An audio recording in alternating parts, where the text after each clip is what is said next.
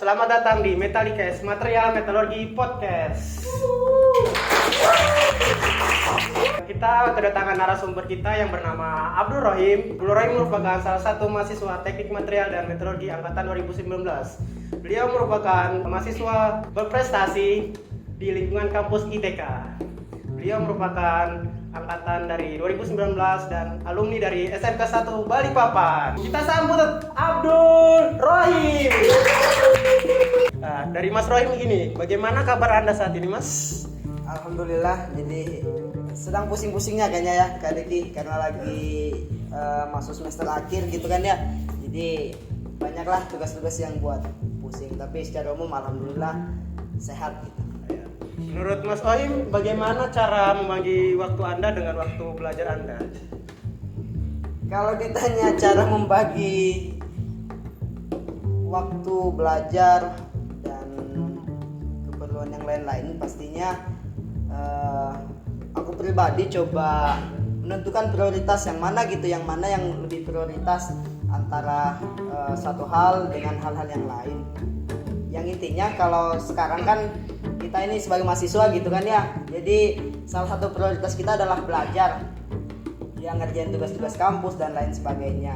Kemudian ya di samping itu juga kalaupun ada beberapa hal yang penting di sela-sela tugas kuliah itu akan saya jadikan prioritas gitu Kak Deki. Oke, baik, terima kasih infonya. Saya ada pertanyaan lagi, Mas. Ini kan Mas Rohim ini merupakan mahasiswa semester atas atau mahasiswa semester 7 ya, kalau boleh tahu? Semester 7. Nah, ini menurut Mas Rohim ini ada kendala nggak selama kuliah ini? Kalau dibilang kendala sih sebenarnya cukup banyak ya sebagai mahasiswa pastinya. Cuman sejauh ini alhamdulillah yang penting ngejalanin aja sih, terus kalau tips and triknya juga bagaimana supaya bisa ngelewatin kendala-kendala itu, tentunya aku coba nentuin tujuanku gitu.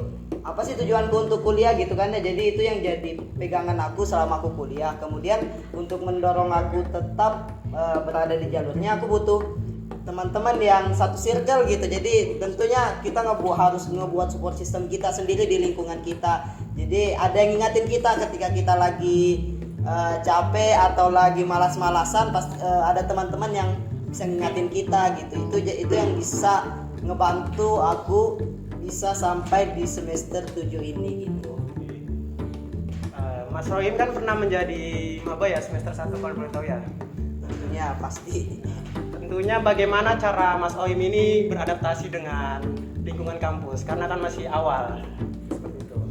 Oke, jadi kalau bagaimana cara beradaptasi ketika dari maba gitu ya, dari siswa kemudian kita jadi maba, jadi mahasiswa baru di suatu perguruan tinggi.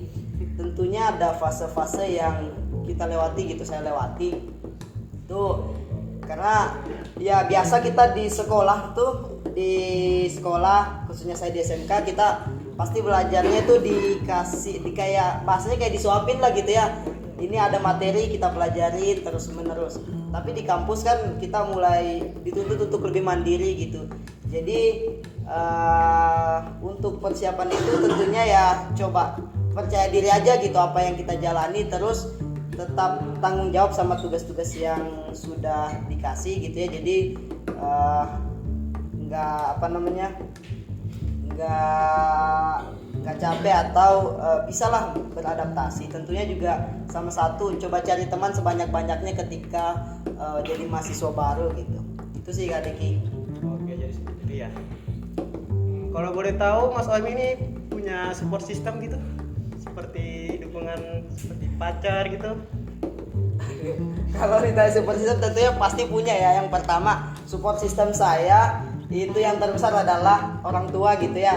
Jadi orang tua adalah support system, sejauh ini support system terkuat, dan semoga kedepannya selalu jadi support system terkuat saya gitu dalam menjalani kuliah. Karena ya pasti kita semua gitu ya pengen membahagiakan kedua orang tua kita, ibu bapak kita, pasti kita ingin bahagia ketika kita jadi mahasiswa.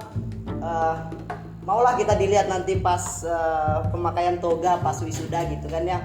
Terus ya tentunya di tugas-tugas kuliah teman-teman yang satu circle lah hitungannya, bukan kita membuat batasan-batasan dengan teman-teman yang lain yang nggak satu circle sama kita, tapi kita lebih condong ke teman-teman yang satu frekuensi, yang hobinya sama atau minatnya sama. Jadi di situ itu yang bakalan mendukung, dan tapi tidak membatas-batasi berteman dengan siapapun. Tentunya banyak pihak ya, banyak hal ya kita bisa bangun relasi dan lain sebagainya untuk ngebangun support system kita gitu sih Kak Diki. Saya dengar-dengar Mas Oim ini merupakan mahasiswa berprestasi. Boleh sedikit diceritakan mengenai presnya Mas Oim? Oke, jadi alhamdulillah kemarin berkesempatan untuk mewakili program studi kita Teknik Material Metalurgi di pemilihan mahasiswa berprestasi tingkat institut ITK 2022. Jadi itu pemilihan untuk mahasiswa yang berprestasi. Sebenarnya saya juga bukan mahasiswa yang sangat berprestasi gitu ya. Prestasi saya cuma 1 atau 2 gitu sebenarnya. Cuman di dalam pemilihan mahasiswa berprestasi itu nggak cuman sertifikat atau penghargaan lomba gitu. Ada beberapa kategori lain yang bisa dijadikan persyaratan untuk mengikuti pemilihan mahasiswa berprestasi yang kemarin. Ya salah satunya juga jabatan di organisasi dan kegiatan-kegiatan yang kemarin sewaktu aku masih maba sampai semester berapa yang sudah aku ikutin, itu juga bisa jadi persyaratan yang bisa aku ikutin kemarin pas mahasiswa berprestasi.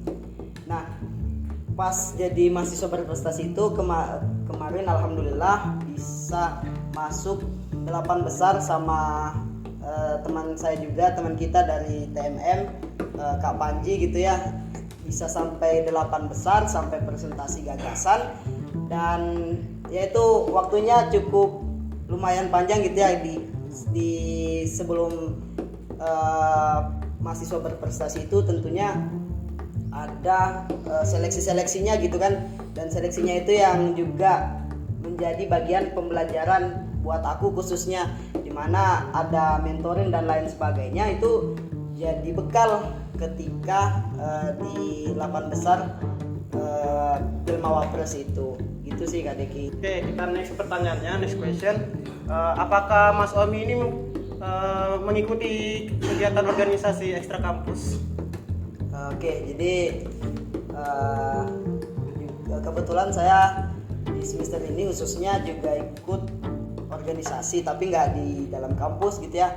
Aku coba aktif di organisasi ekstra kampus, dan organisasi yang aku ikuti namanya itu Pelajar Islam Indonesia gitu kan. Itu yang jadi selain aktivitas perkuliahan, aku juga coba belajar dan menyibukkan diri di organisasi itu. Itu Kak Deki. Kalau boleh tahu bagaimana cara Mas Oim ini membagi waktu antara organisasi luar dengan belajar Anda?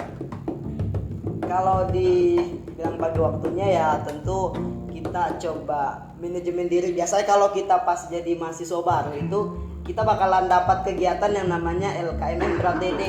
Di situ itu kita bakalan, tadi kita juga dapat kan kemarin? Iya, benar sekali. Kita kan dapat pelatihan materi khususnya tentang manajemen diri dan juga manajemen waktu gitu. Di situ kita bisa belajar gitu. Jadi kalau cara aku bagaimana sih ngatur waktu organisasi dan waktu di kampus, tentunya coba ngelihat prioritas yang mana sih yang lebih penting dan mendesak gitu kan ya.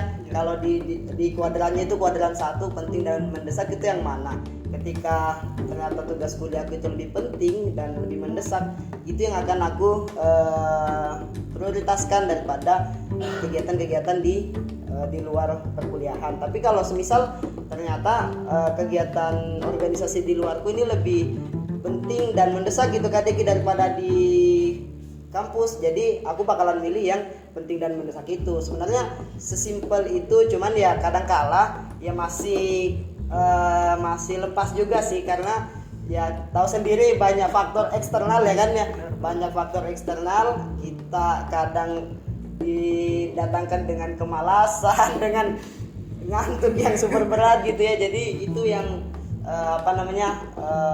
bakalan ngeganggu ya hal-hal yang sudah kita rencanakan. Tapi yang penting adalah kita konsisten untuk ngejalanin apa yang sudah kita buat. Yang tadi prioritasnya yang mana itu, jadi ya bisa di list lah yang mana nih lebih prioritas, yang mana tidak lebih prioritas. Jadi gitu kan Deki cara aku coba ngatur waktu.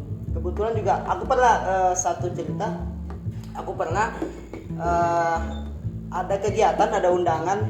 Kebetulan karena fokus saya sebagai ketua umum di organisasi itu untuk tingkat provinsi, jadi ada undangan di Samarinda pagi, tapi sore itu ada kelas gitu kan, sore ada kelas. Jadi itu ya karena ini undangannya penting juga, jadi aku usahakan pagi-pagi sudah berangkat ke Samarinda dari Balikpapan. Terus siang setelah kegiatan di sana selesai langsung balik, dan alhamdulillah masih bisa dapatin kelasnya gitu, masih bisa ngikutin kelasnya gitu. Jadi sebenarnya nggak mengganggu, tapi ya yang jelas bagaimana cara kita memanagenya itu dengan menentukan yang mana yang prioritas, yang mana yang enggak gitu Kak Deki. Oke Mas Sohim, pertanyaannya itu bagaimana tips and trick menjadi mawapres ketika Anda di dalam kampus? Oke, jadi tips and trick ya, tips and trick untuk jadi mawapres sebenarnya yang aku yakini semua mahasiswa itu bisa jadi mawapres gitu ya. Dan ya film mawapres itu cuma sebagai ajangnya, tapi tetap semua mahasiswa itu menurutku bisa jadi mawapres, mahasiswa berprestasi. Nah, gimana sih untuk jadi dan bisa terpilih sebagai mahasiswa berprestasi? Kalau dari aku sih yang penting adalah bagaimana kita aktif gitu, bagaimana kita aktif dan mau terus belajar mengembangkan diri di kampus. Jadi sepengalaman aku kemarin ngikutin film mawapres, ternyata titik poinnya adalah kita membuat suatu karya gagasan ilmiah atau karya ilmiah yang itu bisa berdampak gitu bagi lingkungan atau sekitar gitu. Jadi intinya kalau menurut aku Kak Deki, tips and triknya kita harus bisa lebih aktif aja ketika di semester awal, ataupun ya misal kita sudah kemarin, kebetulan aku juga di semester 6 itu baru ngikutin gitu ya, semester 6 atau semester 7 baru ngikutin. Jadi itu kalau dengan prestasiku yang nggak banyak itu ya menurutku kemarin sedikit terlambat, tapi kenapa enggak gitu, kita yang penting mau mencoba untuk terus berprestasi gitu sih Kak Deki. Oke Mas Rohim, berikan motivasi buat penonton ini agar bisa penonton ini termotivasi dengan Anda. Itu saya kalau disuruh kasih motivasi, saya juga sebenarnya mahasiswa yang sedang butuh motivasi ini ya.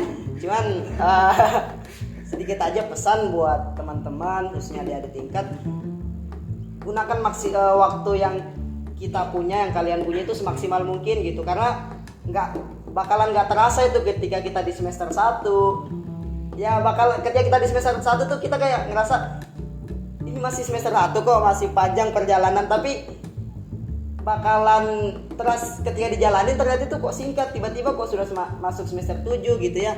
Jadi pesannya adalah manfaatkan waktu yang teman-teman punya untuk terus mengembangkan diri, yang tadi yang aktif dan terus belajar gitu. Jangan sampai ternyata kita ya tadi lalai, akhirnya ketinggalan tuh. Karena momen-momen jadi mahasiswa ini, khususnya aku pribadi, ini adalah momen pengembangan diri yang sangat penting gitu dan harus dimaksimalkan gitu. Jadi jangan sampai kita kelewatan tuh masa-masa kita jadi mahasiswa, kan sayang banget gitu Kak Deki.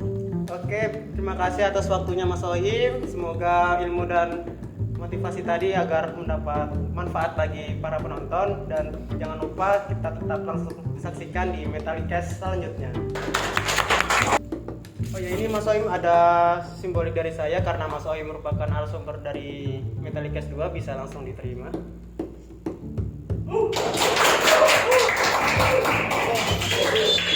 Saya terima kasih atas kesempatannya udah manggil aku ke sini. Seru sekali kegiatannya, semoga kegiatan ini bisa terus berjalan gitu ya di lingkungan, khususnya di lingkungan teknik material dan metalurgi. Oke, kalau gitu sekian dulu untuk kegiatan Metalicast pada hari ini. Terima kasih atas waktunya. Metalicast, Material Metalurgi Podcast.